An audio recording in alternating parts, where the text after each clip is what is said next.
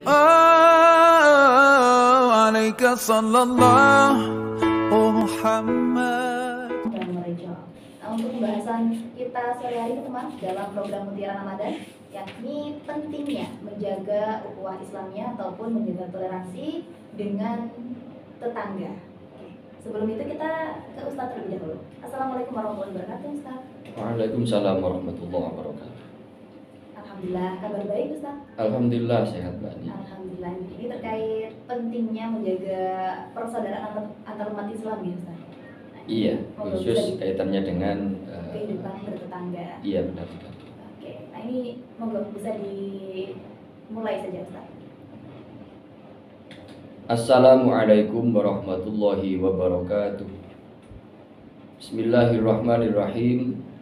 Alhamdulillahirabbil alamin. Wa bihi nasta'inu ala umurid dunya waddin. Allahumma sholli wa sallim wa barik ala sayyidina Muhammadin wa ala alihi wa sahbihi wa man tabi'ahum bi ihsanin ila yaumiddin. Qala rabbi shrah li sadri wa yassir li amri wa hlul 'uqdatam min lisani yafqahu qawli. Allahumma ja'alna minal ladzina yastami'una al-qawla fayattabi'una ahsanah. Amma ba'du. Para pendengar, para pemerhati radio Bintang Tenggara FM dimanapun Anda berada, alhamdulillah pada kesempatan kali ini kembali Allah mempertemukan kita melalui ruang dengar Bintang Tenggara ini. Mudah-mudahan pertemuan kita yang sudah kesekian kali ini selalu disertai dengan rahmat, taufik dan hidayah Allah, yang sehingga mudah-mudahan sedikit yang kita perbincangkan kaitannya dengan tuntunan-tuntunan agama Islam bisa bermanfaat bagi kehidupan kita sehari-hari. Para pendengar yang dirahmati Allah Subhanahu wa taala, setelah kemarin kita secara umum membahas kaitannya dengan hak-hak yang harus kita jaga, toleransi yang harus kita jaga terhadap sesama muslim pada umumnya. Pada sore hari ini kita Kaulo ingin mengangkat kaitannya dengan hak-hak yang lebih spesifik kaitannya dengan tetangga kita. Para pendengar, terlebih kita yang hidup di Banyuwangi khususnya dan Indonesia secara umum, kita tentu saja hidup berdampingan dengan berbagai macam karakter manusia, bahkan juga berdampingan dengan berbagai macam latar belakang keagamaan. Tidak sedikit di antara kita yang muslim yang memeluk agama Islam, tapi juga bertetangga dengan saudara-saudara kita yang beragama atau berkeyakinan non-muslim, bisa Hindu, Buddha, Kristen dan lain sebagainya. Para pendengar, dan alhamdulillah perbedaan latar belakang semacam itu sampai hari ini, sampai detik ini tidak menghalangi ukhuwah, persaudaraan antar anak bangsa, persaudaraan antar makhluk Tuhan, yang sehingga tidak ditemukan insya Allah di Indonesia pada umumnya, di Banyuwangi pada khususnya, ada yang namanya gesekan yang berkaitan dengan masalah keyakinan. Namun akhir-akhir ini para pendengar yang dirahmati Allah, seiring bebasnya siapapun berpendapat, siapapun berbicara, terutama di media sosial, ini tidak sedikit oknum-oknum, entah itu yang mengaku pendakwah, ataupun yang mengaku pendeta, ataupun yang mengaku agamawan dari agama yang lain. Ini sedikit kadang-kadang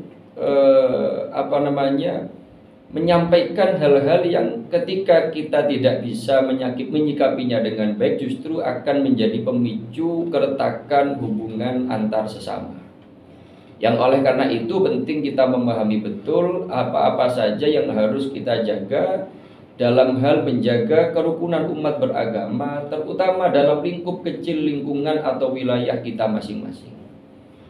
Yang dalam hal ini Rasulullah atau agama Islam tentu saja sangat mengakomodir ketentraman dan toleransi antar umat beragama, terutama yang berkaitan dengan hak-hak bertetangga. Sehingga Rasulullah mengatakan al-jiranu salasatun, al-jiranu salah satu. Jarun lahu haqqun wahidun wa jarun lahu haqqoni wa jarun lahu salasatu huquqin. Tetangga kita, tetangga itu siapa? Orang-orang yang memang berdomisili berdekatan dengan rumah kita. Ini macam-macam pendapat ulama, cuma yang masyhur lingkup tetangga itu adalah 40 rumah di sebelah kanan kita, sebelah depan, belakang, kiri kita. Masing-masing 40 rumah. Jadi luas sekali jangkauannya tetangga itu. Ini tetangga. Artinya ketika di luar itu sudah bukan jar, tapi ada persaudaraan yang lain yang harus kita jaga tentu saja. Kita fokus ngomong tetangga. Tetangga kata Rasul ada 3 macam, yaitu ada tetangga yang memiliki satu hak yang harus kita jaga dan kita pelihara. Ada tetangga yang mempunyai 2 hak sekaligus, dan bahkan ada tetangga yang mempunyai 3 hak sekaligus. Tetangga yang memiliki 3 hak yang harus kita penuhi ketiga-tiganya adalah tetangga yang muslim, yang kebetulan juga saudara senasab, artinya kerabat. Jadi kita punya tetangga, yo dulur, yo seagomo. Nah ini berarti harus ada 3 hak yang harus kita penuhi. Hak sebagai tetangga, hak sebagai saudara, artinya saudara kerabat, dan hak sebagai sesama muslim. Ini ketika kita menyakiti dia, ketika kita berbuat zalim kepada tetangga jenis ini, berarti ada 3 hak yang kita langgar. Bisa dikatakan awake dhewe dosane niku double utawa triple utawa napa nggih lipat 3. Nah, itu yang pertama. Ada hak Islam karena dia sama-sama beragama muslim, ada hak rohum atau rahim, sama-sama senasab atau sekerabat, dan ada hak tetangga. Yang kedua yang mempunyai 2 hak, yaitu tetangga yang muslim, tetangga kita, dan juga muslim, atau tetangga yang saudara, wis tonggo dulur pisan meskipun non muslim seumpamanya, atau tetangga bukan saudara tapi muslim. Nah ini berarti mempunyai 2 hak. Hak sebagai tetangga dan hak sebagai sesama muslim, atau hak sebagai tetangga dan hak sebagai saudara kerabat. Nah ini juga mempunyai hak yang harus kita jaga. Artinya kita harus memberikan hak-hak dia dari 2 sisi. Sisi dia tetangga kita dan sisi dia saudara kita, atau sisi dia saudara seagama atau sesama muslim. Dan yang terakhir pada pendengar hati Allah Subhanahu wa taala adalah tetangga yang punya hak satu hak yang harus dijaga, yaitu siapa? Tetangga kita. Kita mempunyai tetangga bukan saudara kita, bukan kerabat kita, dan bukan sesama muslim, artinya non muslim.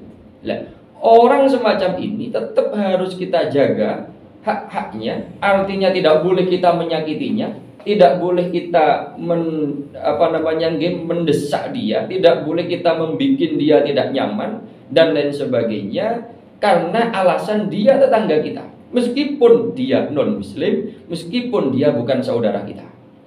Sehingga ketika ada persepsi yang coba dikembangkan oleh oknum-oknum orang tertentu kaitannya dengan untuk menebar kebencian terhadap orang yang lain agama, orang yang berbeda keyakinan, padahal itu tetangga kita, maka persepsi atau pemahaman semacam itu jelas pemahaman yang bertolak belakang, yang bertentangan dengan tuntunan Rasulullah. Karena para pendengar yang dirahmati Allah, Kanjeng Nabi itu ketika baik itu di Mekah, apalagi begitu juga ketika di Madinah, niku juga bertetangga dengan orang-orang Nasrani, juga bertetangga dengan orang-orang Yahudi, dan juga bahkan bertetangga dengan orang-orang Majusi, orang-orang yang mempertuhankan selain Allah. Dan Kanjeng Nabi Muhammad itu tidak pernah sama sekali menyakiti mereka atas nama karena mereka tidak seiman. Dan Kanjeng Nabi juga memberikan hak-hak mereka sebagai sama-sama penduduk Madinah. Kalau bahasanya sekarang sama-sama sebagai anak bangsa. Ini penting para pendengar hati Allah Subhanahu wa taala untuk kita perhatikan bersama-sama. Hak apa saja yang harus kita penuhi terhadap tetangga kita? Atau sebelum ke situ, ini ada hadis yang menarik sekali menurut kami yang mengatakan bahwa satu saat ada salah satu sahabat yang menyampaikan kepada Rasulullah, "Wahai Rasulullah, saya mempunyai sosok atau ada seseorang yang dia itu rajin berpuasa. Inna fulanatan tasumun nahar. Jadi dia rajin berpuasa, siang hari hampir dia habiskan untuk berpuasa tiap hari. Nggak nunggu Senin Kemis, tapi tiap hari dia puasa. Kecuali ada halangan tertentu, kecuali di hari-hari yang memang tidak diperkenankan untuk berpuasa. Padang poso, watakumul laila, dan dia itu juga rajin qiyamul lail. Tiap malam itu jarang tidur, melakukan tahajud. Sholat malam, melakukan atau membaca Quran, zikir, sholawat, istighfar, dia lakukan tiap malam. Setiap jam 2 pagi sampai subuh dia gak pernah tidur untuk menjalankan ibadah kepada Allah. Tapi sayangnya dia itu orang yang acuh terhadap tetangganya, orang yang mudah menyakiti tetangganya. Entah karena apa, atau entah karena memang dia rumongso dekat dengan Allah karena padang ibadah, terus terhadap tetangganya itu mudah sekali menyakiti. Baik itu dengan ucapannya ataupun dengan tingkah laku dan perilakunya. Dan ini ditanyakan kepada Kanjeng Nabi, pripun wong kados ngoten niku Kanjeng Nabi. Kanjeng Nabi jawab, hiya finnar. Orang semacam ini, meskipun dia itu rajin berpuasa di siang hari, rajin qiyamul lail di malam hari, tapi karena dia itu perilakunya buruk terhadap tetangga. Tetangga apapun ini, yang penting tetangga. Ketika sudah ngomong tetangga, berarti Rasulullah sudah tidak membedakan latar belakang agamanya, tidak membedakan latar belakang sukunya, tidak membedakan latar belakang bangsanya. Dari suku mana? Satu Madura, satu Jawa, satu Using, dan lain sebagainya. Tidak ada perbedaan. Ketika sudah ngomong tetangga, maka itu umum siapapun yang ada di sekitar rumah kita. Kata Rasulullah, meskipun dia itu rajin beribadah, rajin puasa, rajin menghidupkan malam dengan berbagai macam aktivitas ibadah, tapi ketika dia berbuat buruk, suka menyakiti tetangganya, suka zalim kepada tetangganya, meskipun tetangganya non muslim sekalipun, hiya finnar, dia adalah ahli neraka atau penduduk neraka. Para pendengar yang dirahmati Allah Subhanahu wa taala, betapa Rasulullah mendudukkan hak tetangga ini begitu tinggi, sehingga orang yang pateng ibadah kepada Allah, gampangane ngomong lek coro kacamata syariat, kacamata fikih, dia itu orang yang dekat dengan Allah sudah. Tapi karena dia abai terhadap hak-hak tetangganya, oleh Rasulullah orang semacam itu dikatakan nggak bisa dia itu masuk ke neraka. Orang iso mlebu surga. Gara-gara apa? Gara-gara tetangga, gara-gara berbuat buruk kepada tetangga. Para pendengar yang dirahmati Allah Subhanahu wa taala, hal-hal yang harus kita penuhi terhadap tetangga kita atau hak-hak yang harus saling dijaga antar tetangga, antar lingkungan adalah yang pertama, ya'uduhu fil maradi wa yu'zihi fil musibah. Ketika tetangga kita, apapun agamanya, apapun ras, suku atau bangsanya, selama dia itu tetangga kita kok sakit, wajib bagi kita untuk iyadah, untuk menjenguknya atau menjenguk tetangga kita yang sedang sakit, siapapun tetangga kita. Yang kedua juga mentakziainya ketika mendapatkan musibah. Ketika tetangga kita mendapatkan musibah apapun, bisa musibah meninggal salah satu kerabatnya, bisa musibah hilangnya harta yang dimiliki, atau apapun itu.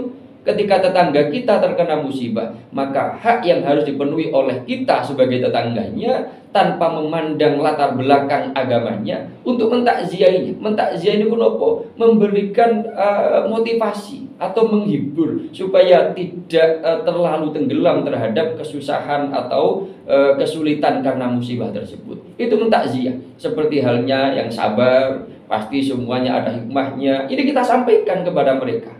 Jangan sampai gak awakmu ndak beragama Islam mangkane kena musibah. Ini adalah ungkapan-ungkapan yang salah, ungkapan-ungkapan yang bertentangan dengan nilai-nilai yang diajarkan oleh Rasulullah. Ngapok tonggone kena musibah gara-gara beda agama, apalagi hanya gara-gara sekedar beda pendapat. Ini harus dijauhi. Ini sama sekali tidak mencerminkan ajaran baginda Rasulullah SAW yang begitu mulia. Agama Islam menjadi tercoreng gara-gara ungkapan-ungkapan semacam ini. Dan ini para pendengar seringkali dipropagandakan, seringkali disebarkan lewat medsos untuk menyebarkan kebencian terhadap sesama anak bangsa gara-gara beda pendapat, gara-gara beda agama. Ini sekali lagi tidak mencerminkan ajaran mulia, ajaran suci Rasulullah SAW. Nah, ini bagaimana cara menyikapinya, Ustaz? Kalau misalkan ada konflik seperti ini ya, apalagi dalam kehidupan bertetangga. Ini seharusnya sikap apa sih yang harus kita ambil gitu? Sikap yang harus diambil tentu saja adalah dengan menengah-nengahinya, bahwa sebenarnya hukum sosial tidak memandang ajaran agama manapun pasti tidak mengizinkan atau tidak melegalkan yang namanya saling menyakiti antar sesama. Di Islam itu Mbak Ani, jangankan menyakiti orang, manusia yang kita tidak perlu melihat latar belakang agamanya sekalipun, menyakiti hewan saja ini dilarang. Seperti beberapa waktu yang lalu kita membahas kaitannya dengan masalah menyembelih, Islam itu menganjurkan dan bahkan mewajibkan menyembelih dengan menggunakan senjata yang tajam. Kenapa? Karena potensi sakitnya itu lebih minimal daripada atau lebih sedikit daripada ketika menggunakan senjata yang gablok, yang tumpul. Karena ada unsur menyakiti.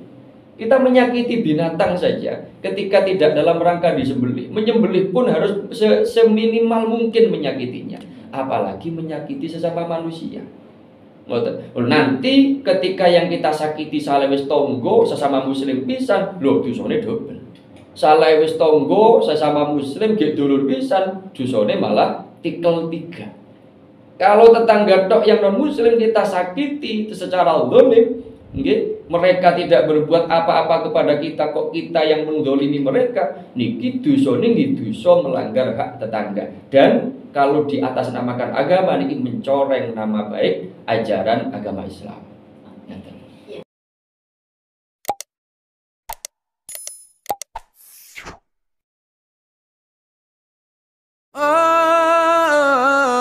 عليك صلى الله